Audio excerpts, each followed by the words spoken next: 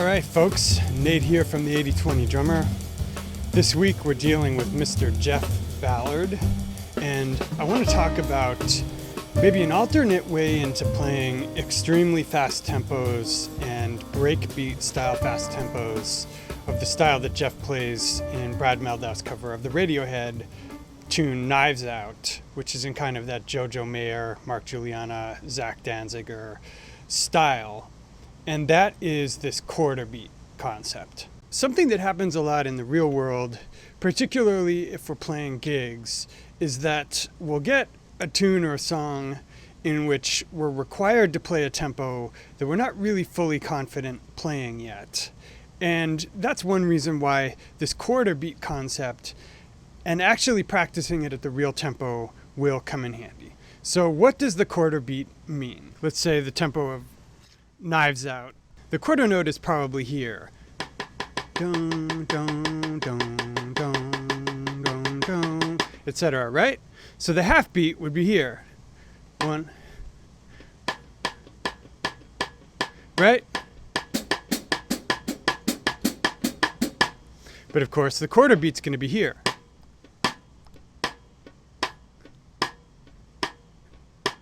So essentially what you're doing in your brain is making the old quarter note the new 16th note. On the fly, I'm going to come up with a few loops for you. Before I do that, I want to explain very briefly what the looping exercise is. Instead of having to freely improvise something totally stream of consciousness, you can take an existing pattern and just repeat it.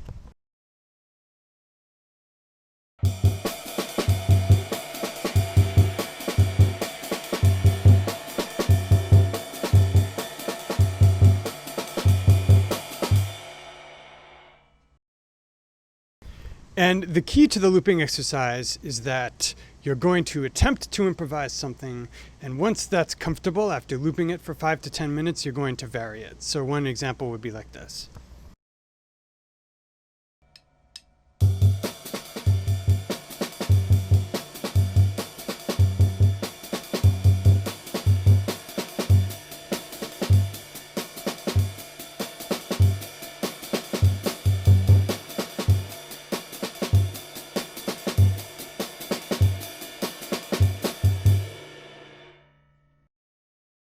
So essentially right in the middle there, I switched between one beat and another.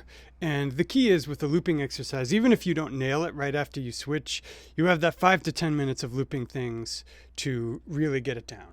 I'm going to start off with something like something Jeff Ballard plays in the song, but then I'm going to show you a simplified version of that that's in the sort of quarter time. And this is just for demonstration purposes. This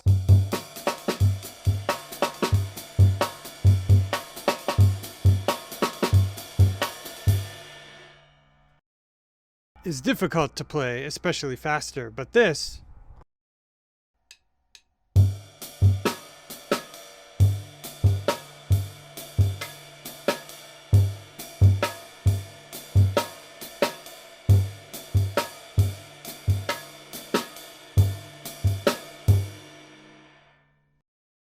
is easy to play. So let's actually start with that as our loop. So the very first thing you're going to play is this.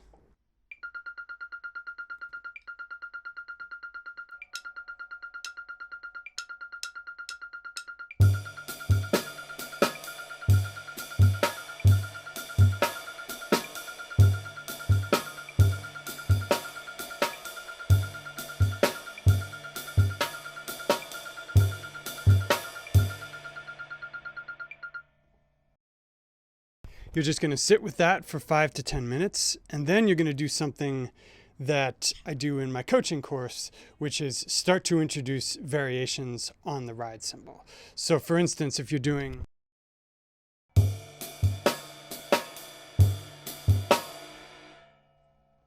one place you might vary the ride cymbal right away is like this.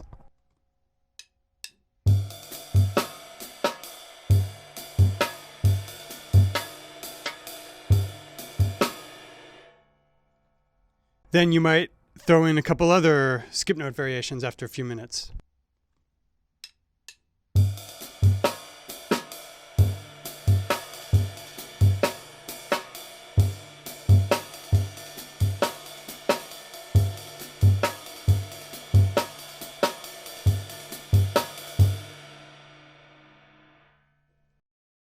Okay, so that's all well and good. Very quickly, you're going to run into a problem where when you listen back to yourself on the recording, you're going to notice that your time and your feel are different when you're adding the skipped notes than when you're not. So how do you fix that? You fix that with listening to yourself critically and with using a metronome placement that challenges you. So one way to start is, as I have, with the metronome clicking on sixteenths with the accent on the upbeat. But for you varsity guys, a way to escalate the difficulty right away is to put the metronome on what I'm going to call 16th note offbeats. Instead of 1E and a 2E and a 3E and a 4E and a 1, the metronome's clicking on 1E and a 2E and a 3E and a 4E and a 1. What that does is it forces you to fit your beat into a seam, and all of a sudden you're not following the metronome. You have to make a guess about where to put the pocket, and the metronome will correct you if you're wrong. So let me show you what that might look like.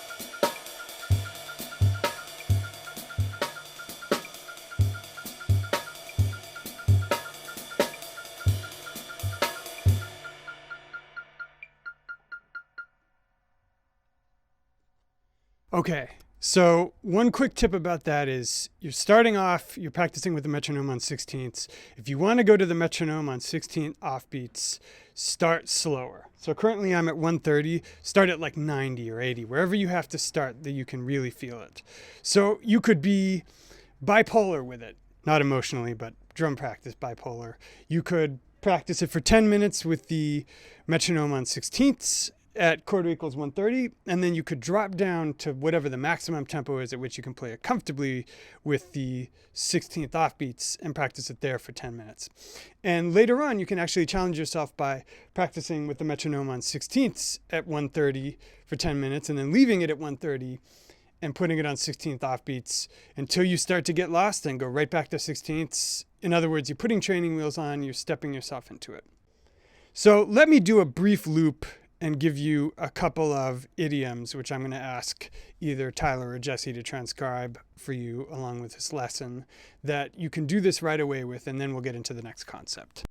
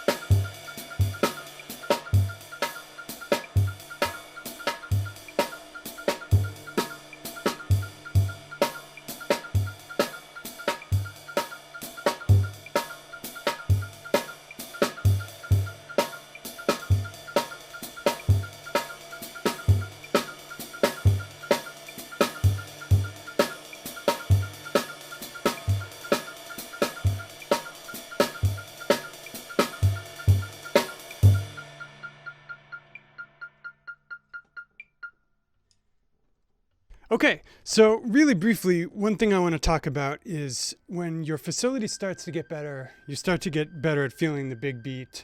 By the way, a great reference, which I'll link to by annotation here if you haven't seen it, is my video, How to Play the Ride Cymbal Like Tony Williams, where I really get into the technique of the ride cymbal.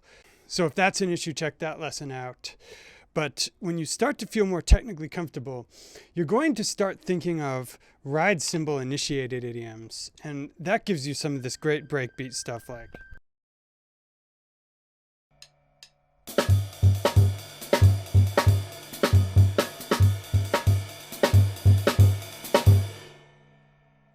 Right? Like those little 16th note grace notes. And That's one loop you can use. I'll make sure that's transcribed. But the thought I'll give you with that is in the middle of your loop, maybe 20, 25 minutes in, just start going with it. And maybe you're playing something.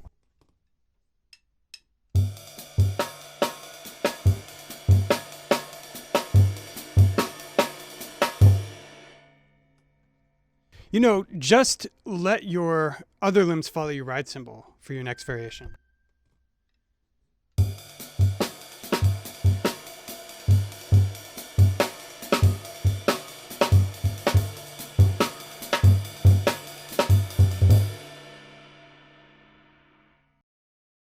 Okay, so really briefly, I want to cover training at tempo, because one of the most important things about this is that you're trying to feel the big beat so that you can right away go into a real world situation when you're playing at the real tempo and be able to play something musical.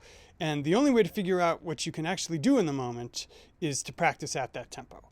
And you may discover that you can't do as many skip notes on the cymbal, but that's important. That's a data point. So you want to spend some of each practice session practicing it at tempo. So I'm going to bump it up to 150-ish on the quarter, which is roughly where Brad's playing it. It does speed up through the track, but 150-ish is a good spot to have it. And I'm going to play a few loops for you.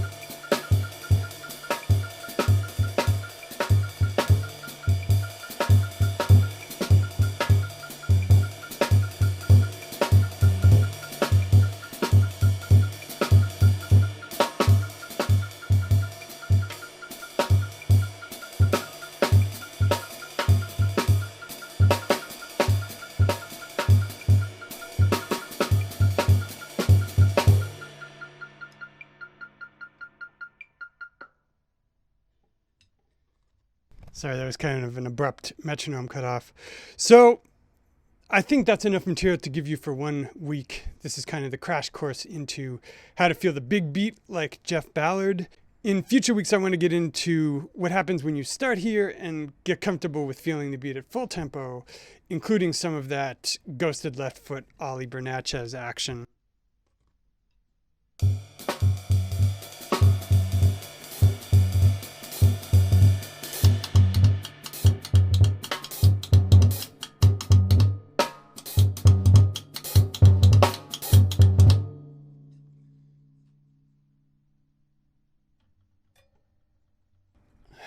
I have absolutely no idea if that'll look good on the recording. It might be embarrassing, which is why I shed.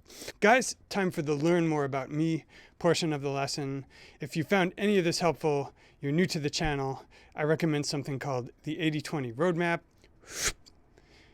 Most drummers make some version of the same 3 mistakes. If you're not sure what to practice, I recommend working on the 3 things in the roadmap. They will help you improve pretty much faster than practicing any other skills. If you want to check it out, just click on the text there. It's $5, it's dope as hell, and I pretty much guarantee it'll help you. Guys, thanks so much. I'm Nate from the 80-20 Drummer. We'll see you soon. Peace.